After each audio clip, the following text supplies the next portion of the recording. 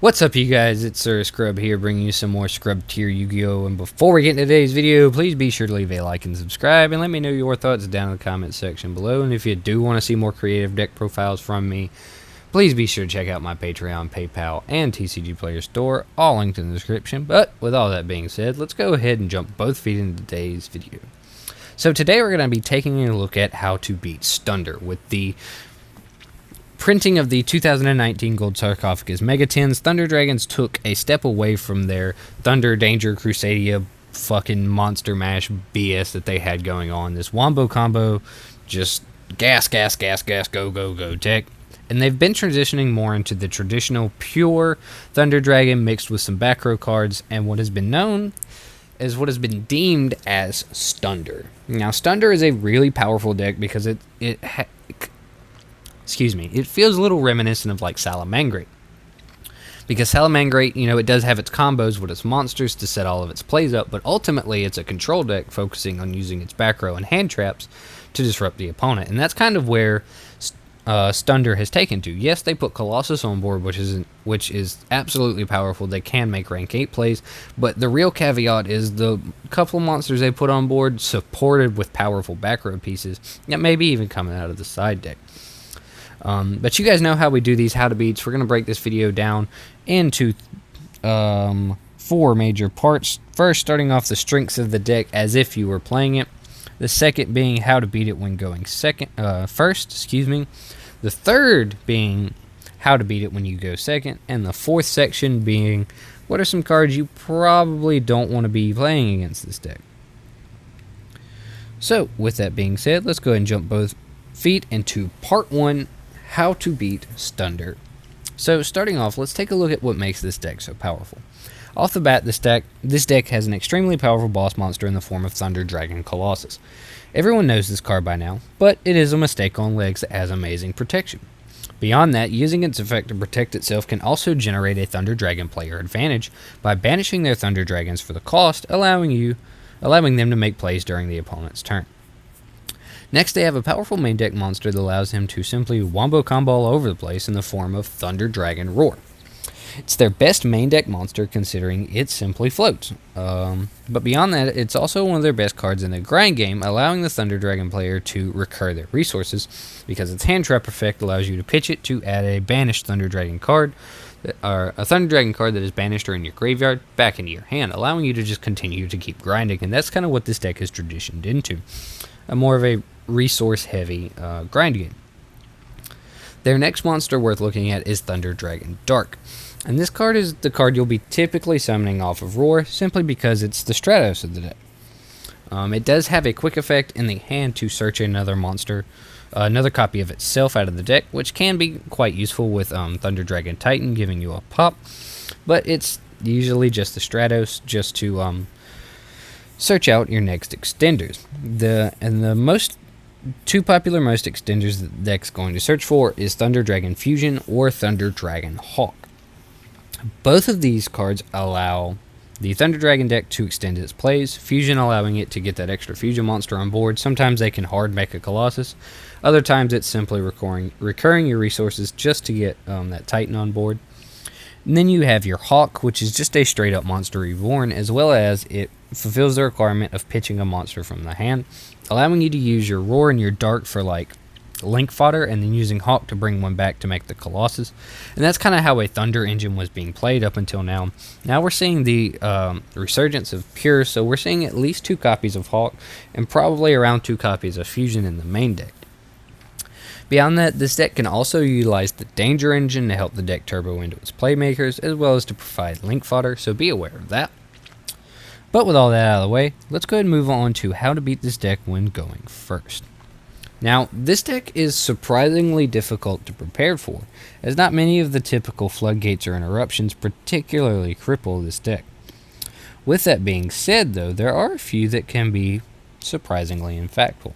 Now, the first that we'll talk about is going to be my Scrub tier tech for this video, and that is Mask of Restrict. Now, this card prevents them from having easy access to their fusion monsters, meaning they will have to rely much more on the fusion spell to get them to their boss monsters, considering it prevents Mask of Restrict prevents them from tributing the Thunder for Colossus, slowing their plays down immensely. The next floodgate I do want to talk about is Imperial Iron Wall. This card can help prevent them from generating advantage by banishing their thunder monsters. It also shuts down support cards like Gold Sarc, Allure of Darkness, or Chaos monsters. And it also prevents Colossus from being able to protect itself when you're trying to out it. Of course, you can't talk about powerful floodgates without talking about Summon Limit. This card is probably one of the best cards in the format. It can absolutely wreck this deck as well as other combo decks in the format. Summon Limit is a fantastic card that can win games on its own, limiting them to 2 summons, making it to where your opponent just can't really put an oppressive amount of bodies on board. Using your interruptions in a timely manner is paramount to winning this matchup. Try to time your interruptions to restrict their ability to generate card economy, such as on Roar, Dark, or Lure of Darkness, or maybe even things like that, just to be able to hinder them as much as possible. And that's really what you want to do, is you want to wait and save any interruptions, any negations you may have for their playmakers. But be aware that this deck is pretty good at chain blocking. Now, how do you protect yourself going second? Well, let's start with hand traps. Ash Blossom can be a great way to shut down the entire Thunder engine. Stopping Thunder from being able to flow between its pieces is just a no-brainer. Stopping Dark from being able to float, Roar to be able to float, Dark to be able to search. Hell, you can even shut down the Batteryman Solar. I've seen many a live duel of a Thunder Dragon player's Solar being met with Ash Blossom, and they just have to skip their past the turn, because if they don't have that setup, they can never get their plays off the ground. Ghost Ogre and Snow Rabbit is also a powerful tool in shutting down cards like Batteryman Solar, as well as Saryuja, though it doesn't have very many other applications in this particular deck. But with that being said, the timing of cards like Infinite Impermanence or Effect Veiler can stop this deck cold. Stopping something like Batteryman Solar or Aloof Lupine from getting this deck set up can absolutely stunt this deck's plays. Not to mention, you can turn off cards like Saryuja, or going second, you can use the Impermanence to just simply turn off the Colossus before removing it. Beyond that, simple removal cards can be particularly useful when dealing with Colossus. We've known this for a while now. Cards like Mind Control or even a Kaiju can just simply bypass its protection. Another extremely powerful weapon against this deck is Super Poly. This card can absolutely wreck the boards this deck can build. Considering if they leave even more than one Colossus on board, you can just simply wipe them both away and get a body for your trouble, though it doesn't do much to clear any back row they may be playing. And that's why you may also want to consider back row removal cards against this deck, considering the whole reason for moving to Stunder over the Crusadia version is its ability to control the board.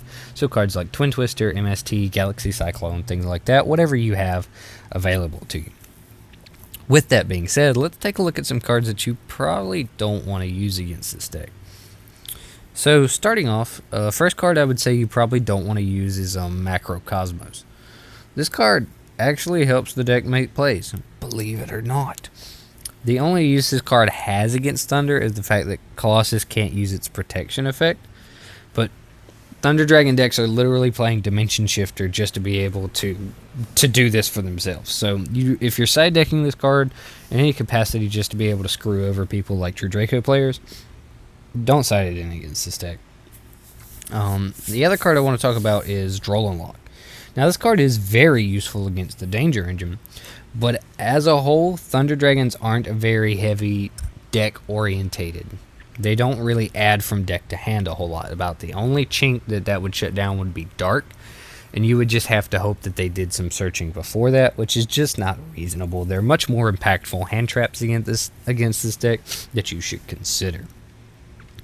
But that's all I've got for this video, you guys. If you did enjoy this video, please be sure to leave a like and subscribe, and let me know your thoughts down in the comment section below. And if you do want to see more content from me and you want to see my channel flourish, please be sure to check out my Patreon, PayPal, and TCG Player Store, all linked in the description. But most importantly, don't forget, be a scrub. Peace.